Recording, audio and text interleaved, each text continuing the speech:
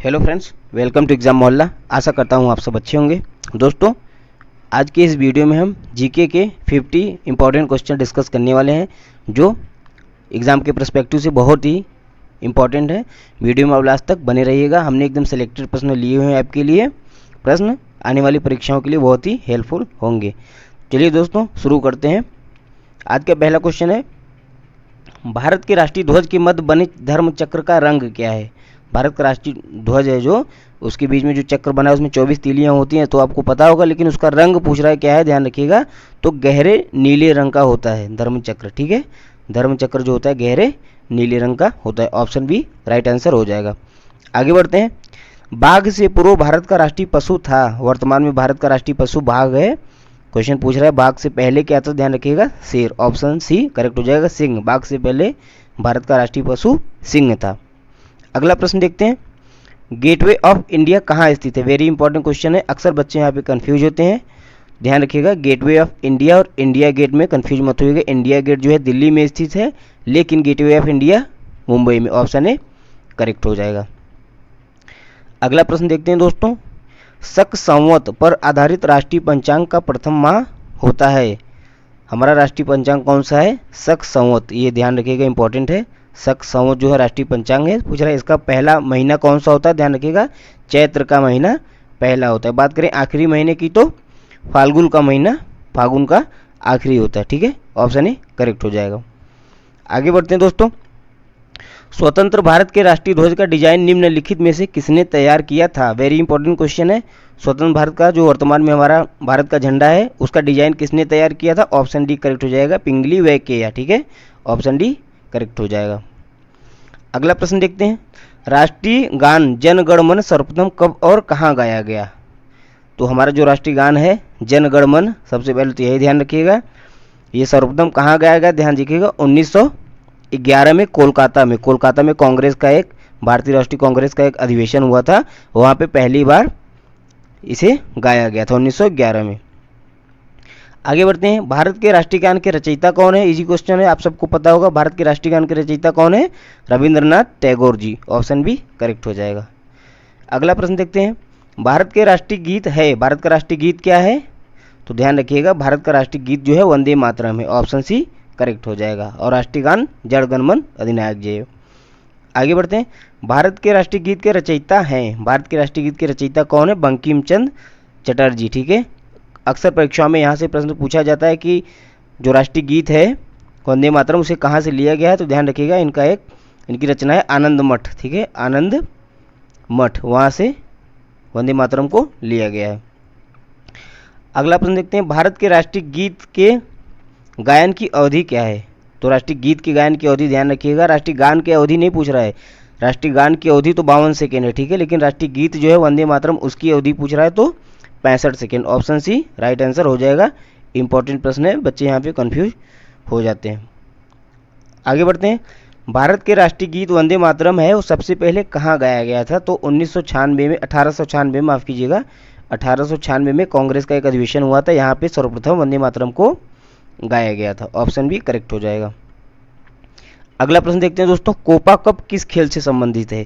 Copa cup जो है किस खेल से संबंधित है, ध्यान रखिएगा फुटबॉल से। ऑप्शन ए राइट आंसर हो जाएगा। कोपा कप जो है फुटबॉल खेल से संबंधित है।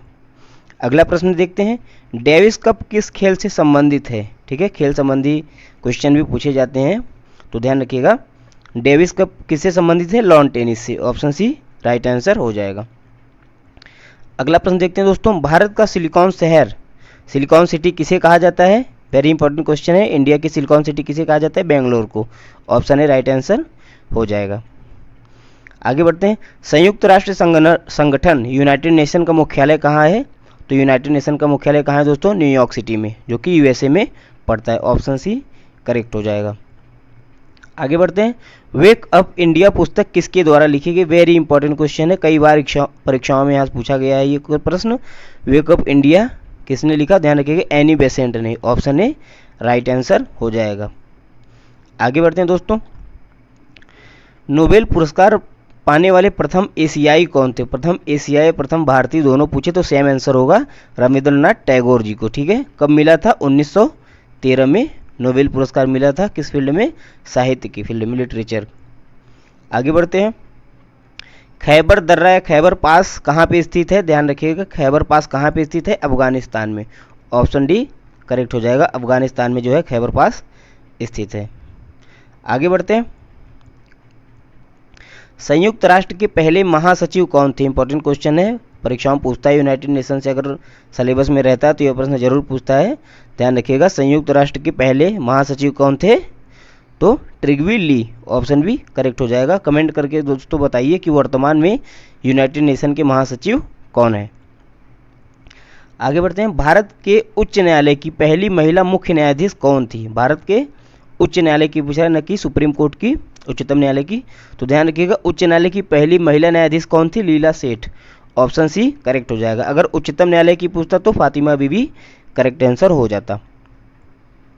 अगला प्रश्न देखते हैं, भगवान बुद्ध का जन्म हुआ था, वेरी इंपॉर्टेंट क्वेश्चन है दोस्तों। अब सबको तो ये पता होता है कि भगवान बुद्ध का जन्म जो है लुम्बिनी में हुआ था, ऑप्शन सी, लेकिन अब प्रश्न घुमा के पूछा जाता है कि लुम्बिनी कहाँ स्थित है, तो लोग कंफ्यूज हो जाते हैं। ध्यान रखिएगा लुम्बिनी कहाँ पे स्थित है, नेपाल में, न कि भारत में, ठीक है, नेपाल में लुम्बिनी स्थित है, वहीं पे भगवान बुद्ध का जन्म हुआ था। अगला प्रश्न देखते हैं, पृथ्वी का एकमात्र प्राकृतिक ग्रह है, ठीक है, अर्थ का नेचुरल सैटेलाइट एक है, कौन है, चंद्रमा, ऑप्शन ए राइट आंसर हो जाएगा। अगला प्रश्न देखते हैं, भारत में अंग्रेजी शिक्षा का सुधार किसने किया था, अंग्रेजी शिक्षा किसने शुरू की थी भारत में, तो ध्यान रखिएगा लॉर्ड मैकाले ने, ऑप्शन ए करेक्ट हो जाएगा। लॉर्ड मैकाले जो थे इन्होंने भारत में अंग्रेजी शिक्षा को शुरुआत की थी। इंपॉर्टेंट प्रश्न है दोस्तों, यह भी मॉडर्न हिस्ट्री का ध्यान रखिएगा। अगला प्रश्न देखते हैं, फ्लाइंग सिख के नाम से किसे जाना जाता है, वेरी इंपॉर्टेंट क्वेश्चन है, फ्लाइंग सिख के नाम से किसे जाना जाता है, तो ध्यान रखिएगा राइट आंसर हो जाएगा ऑप्शन ए मिल्खा सिंह को, ठीक, मिल्खा सिंह को फ्लाइंग सिख के नाम से जाना जाता है। अगला प्रश्न देखते हैं, भारत का कौन सा राज्य चाय उत्पादन के लिए जाना जाता है, भारत का कौन सा राज्य है जो चाय उत्पादन के लिए जाना जाता है, तो कौन सा राज्य है दोस्तों, ऑप्शन ए राइट आंसर हो जाएगा आसाम, ठीक है, आसाम जो है चाय उत्पादन के लिए फेमस है। आगे बढ़ते हैं, आगरा शहर को किसने बनवाया था, आगरा शहर को किसने बनवाया था, ध्यान रखिएगा Sikandar Lodi, option A right answer हो जाएगा, आगरा शहर को सिकंदर लोदी ने बनवाया था। अगला प्रश्न देखते हैं, बिहू निम्नलिखित में से किसका लोकप्रिय उत्सव है, वेरी इंपॉर्टेंट क्वेश्चन है, अक्सर आर्ट एंड कल्चर का जो परीक्षाओं में पूछा जाता है, तो ध्यान रखिएगा बिहू कहाँ का लोकप्रिय उत्सव है, आसाम राज्य का, ठीक है, ऑप्शन ए करेक्ट आंसर हो जाएगा। आगे बढ़ते हैं दोस्तों, महात्मा गांधी को राष्ट्रपिता के रूप में उल्लेख सबसे पहले किसने किया था, इंपॉर्टेंट क्वेश्चन है, सबसे पहले महात्मा गांधी को राष्ट्रपिता की उपाधि किसने दी थी या उल्लेख किसने किया था, ध्यान रखिएगा सुभाष चंद्र बोस ने, ऑप्शन ए करेक्ट आंसर हो जाएगा। फ्रेंड्स, वीडियो को आपको अच्छी लग रही हो, क्वेश्चन की क्वालिटी अच्छी लग रही हो तो आप वीडियो को लाइक और शेयर जरूर कीजिएगा अपने दोस्तों के साथ। अगला प्रश्न देखते हैं, देश का लौह पुरुष किसे कहा जाता है, भारत देश का लौह पुरुष किसे कहा जाता है, तो ध्यान रखिएगा सरदार पटेल को, ठीक है, ऑप्शन ए राइट आंसर हो जाएगा, सरदार पटेल को भारत देश का लौह पुरुष कहा जाता है। आगे बढ़ते हैं, महात्मा गांधी को अधनंगा फकीर किसने कहा था, वेरी इंपॉर्टेंट क्वेश्चन है दोस्तों, पूछा जाता है परीक्षाओं में, ध्यान रखिएगा महात्मा गांधी को अधनग्न फकीर या अधनंगा फकीर किसने कहा था, तो विंस्टन चर्चिल ने, ऑप्शन सी राइट आंसर हो जाएगा, ठीक है, इंपॉर्टेंट प्रश्न है, ध्यान रखिएगा। अगला प्रश्न देखते हैं, पंजाब केसरी के नाम से विख्यात थे, पंजाब केसरी के नाम से कौन विख्यात थे, ध्यान रखिएगा Lala Lajpat Rai, option D right answer हो जाएगा, इनको पंजाब केसरी के नाम से जाना जाता था। आगे बढ़ते हैं, काजीरंगा राष्ट्रीय पार्क कहाँ पे है, वेरी इंपॉर्टेंट क्वेश्चन है, काजीरंगा राष्ट्रीय पार्क कहाँ पे है, ध्यान रखिएगा आसाम राज्य में, ठीक है, काजीरंगा कहाँ पे है, आसाम में। आगे बढ़ते हैं दोस्तों, ऑपरेशन फ्लड से संबंधित है, ऑपरेशन फ्लड जो है किससे संबंधित है, परीक्षा में पूछा जाता है दोस्तों, तो ध्यान रखिएगा डेयरी विकास से, दुग्ध उत्पादन के विकास से संबंधित है ऑप्शन ऑपरेशन फ्लड। यहाँ एक प्रश्न और पूछा जाता है कि ऑपरेशन फ्लड की शुरुआत कब हुई, तो ध्यान रखिएगा 1970 से इसकी शुरुआत हुई थी, ठीक है। आगे बढ़ते हैं, राष्ट्रीय विज्ञान दिवस किस दिन मनाया जाता है, तो ध्यान रखिएगा राष्ट्रीय विज्ञान दिवस जो है किस दिन मनाया जाता है दोस्तों, 28 फरवरी को, ऑप्शन सी राइट आंसर हो जाएगा। आगे बढ़ते हैं, India wins freedom, very important question है, बुक का नाम है इंडिया मीन्स फ्रीडम, किसने लिखी है? तो ध्यान रखिएगा कौन लिखा था, मौलाना आज़ाद ने। ऑप्शन डी करेक्ट आंसर हो जाएगा, इंडिया मीन्स फ्रीडम। आगे बढ़ते हैं, ये वेरी इंपॉर्टेंट क्वेश्चन है दोस्तों, जितनी बार स्टार लगा लूँ कम है। ध्यान रखिएगा इसको, सैडलर आयोग का संबंध किससे है? ठीक है, सैडलर आयोग का संबंध किससे है? तो ध्यान रखिएगा शिक्षा से। ऑप्शन सी करेक्ट हो जाएगा। ठीक है, सैडलर कमीशन का संबंध किससे है? शिक्षा से। आगे बढ़ते हैं, काला हिरण किस राज्य का राजकीय पशु है? तो ध्यान रखिएगा काला हिरण जो है किस राज्य का राजकीय पशु है? अरुणाचल प्रदेश का। ऑप्शन सी करेक्ट आंसर हो जाएगा। आगे बढ़ते हैं, कौन सा पक्षी अपने बच्चों को दूध पिलाता है? जीके क्वेश्चन है, ध्यान रखिएगा कौन सा पक्षी है निम्न में से जो अपने बच्चों को दूध पिलाता है? तो ऑप्शन सी करेक्ट हो जाएगा, चमगादड़। ठीक है, आगे बढ़ते हैं, चंद्रमा पर जाने वाला पहला जीव कौन सा था? ठीक है, चंद्रमा पर जाने वाला पहला जीव कौन सा था? तो ध्यान रखिएगा कुत्ता। ठीक है, ऑप्शन ए करेक्ट हो जाएगा। सबसे पहले सोवियत संघ रूस ने जो है कुत्ते को चंद्रमा पर भेजा था।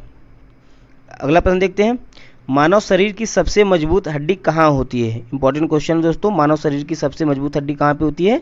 जबड़े की। जबड़े की हड्डी जो होती है सबसे मजबूत होती है। ऑप्शन सी करेक्ट हो जाएगा। आगे बढ़ते हैं, हो गए दोस्तों, तो ये थे कुछ महत्वपूर्ण प्रश्न। वीडियो आपको कैसा लगा हमें कमेंट करके ज़रूर बताएं। अगर चैनल पे आप नए हैं तो इस तरह की वीडियोस देखने के लिए चैनल को सब्सक्राइब जरूर करें और अपने दोस्तों में शेयर करें। वीडियो को देखने के लिए आपका बहुत बहुत धन्यवाद। जय हिंद।